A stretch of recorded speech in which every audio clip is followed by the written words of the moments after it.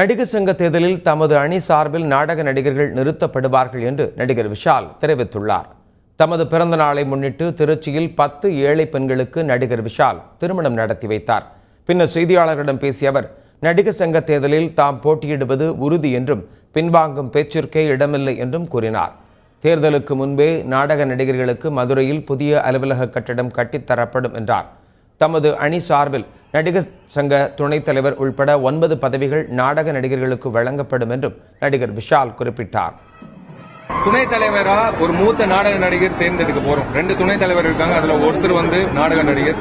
அது போக 9 உறுப்பினர்கள் செயற்குழுல நாங்க நாடக நடிகர்கள் கௌரவப்படுத்துற மாதிரி நாங்க எங்க அணியில இடம் கொடுக்க போறோம். அது அவங்க கொடுத்தாங்களா இல்லையான்னு எனக்கு தெரியல. அவங்க கொடுத்தா இன்னும் மகிழ்ச்சி எனக்கு. நாங்க அவங்களை கௌரவப்படுத்துறோம்னு நினைக்கிறேன்.